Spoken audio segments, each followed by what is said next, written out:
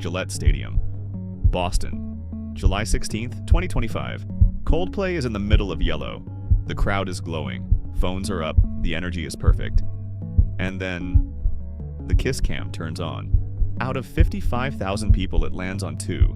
Andy Byron, CEO of a fast-rising data startup called Astronomer. Kristen Cabot, his chief people officer. Same company, same leadership team, same secret. And in 1 second, everything collapses. Andy drops. Not subtle, not casual. He dives, like disappearing into the floor is safer than being seen. Kristen turns instantly. Face gone, body angled away. Too late. Chris Martin's voice echoes across the stadium.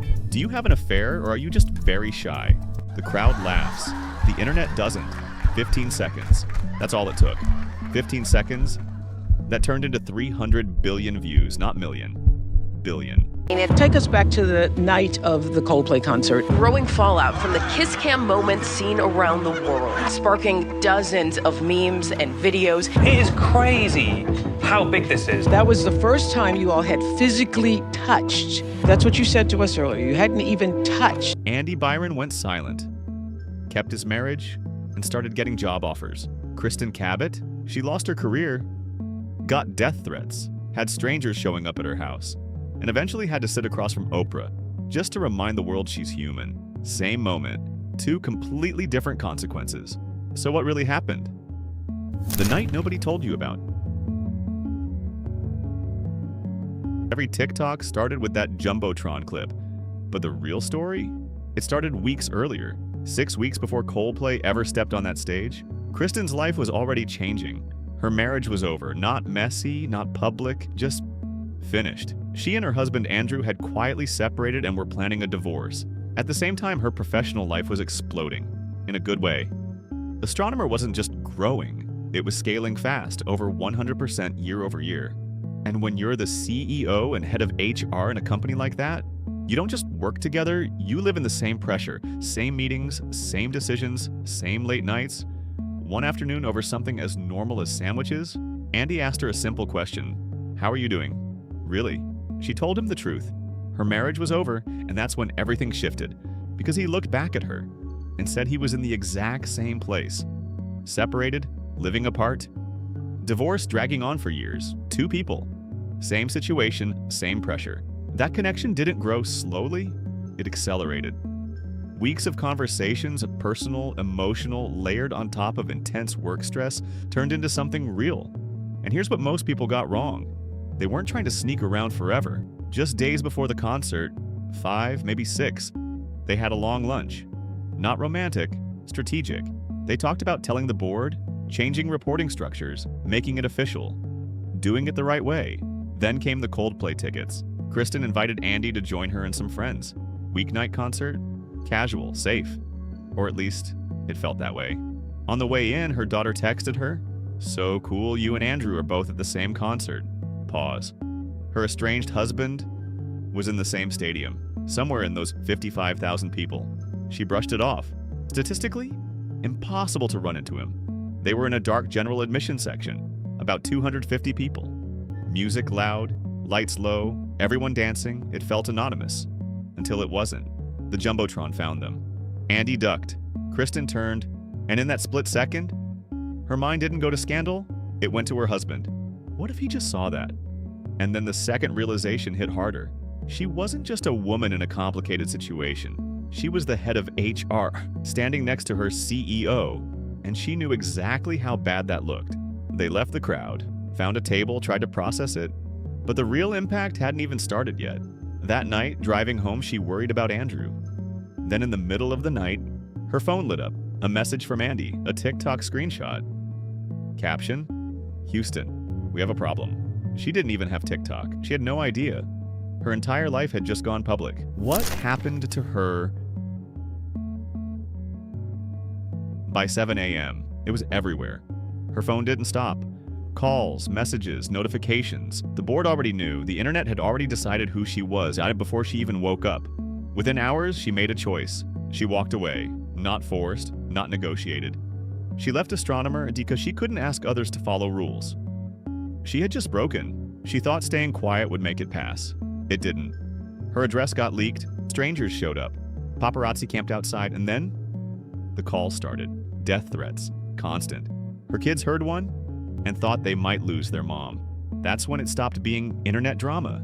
That's when it became real. She faced everything alone, while he said nothing, not once. What happened to him? Andy Byron didn't disappear immediately, not at first. Because in situations like this, power doesn't vanish overnight. It pauses, then it recalculates.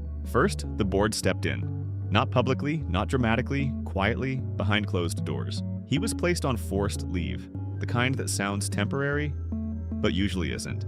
An internal investigation was announced. Language like reviewing company policies, evaluating leadership conduct, the kind of corporate phrasing that says everything without saying anything. In the meantime, co-founder Pete DeJoy stepped in as interim CEO. Business continued. Meetings happened, emails were sent. From the outside, the company looked stable, but internally, everyone knew. And then, just a few days later, Andy Byron resigned. No press conference, no public apology, no accountability tour, no explanation. Just a quiet update, and then silence. Like he simply stepped out of the frame the same way he tried to on that Jumbotron. And while the internet was still dissecting every frame of that video, he was already gone. Off the grid. Out of reach. His wife Megan made her own move. She dropped the Byron name, returned to Kerrigan, and retreated to the family's private estate in Maine. No interviews, no statements, just distance.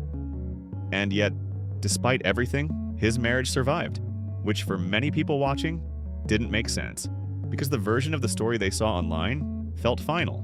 But real life is rarely that simple. And then came the part that almost nobody expected. His career didn't collapse, it paused, and then quietly restarted. Because behind the scenes, the calls began. Recruiters, investors, private conversations. Interest didn't disappear, it multiplied. Opportunities started forming before the public narrative had even settled. No viral backlash at his doorstep, no crowds outside his house, no one publishing his address, no one turning his personal life into a spectacle, and most noticeably, no one questioned his competence. No one asked, did he manipulate his way to the top? Did he trade relationships for success? That narrative was reserved for someone else, for Kristen. And that contrast is where the story shifts. Because while he moved in silence, she was forced into visibility. Every mistake she made was turned into identity. Every decision turned into judgment. And every rumor treated like fact. She had to explain herself over and over again. Not just to the public, but to strangers who had already decided who she was.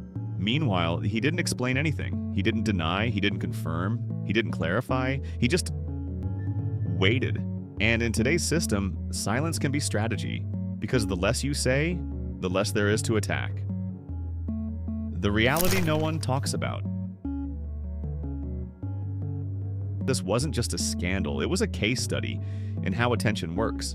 Because the algorithm doesn't reward truth, it rewards emotion, conflict, outrage, shock.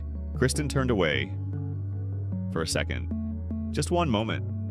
And since then, she's been the one facing everything. Directly, publicly, alone. He got job offers, she got death threats. Same moment, same video, completely different outcomes. So now that you've seen the full picture, not just the clip, not just the headlines, but everything that came after, ask yourself one thing. In a world driven by attention, who actually pays the price? And more importantly, who gets to walk away? Drop your answer below.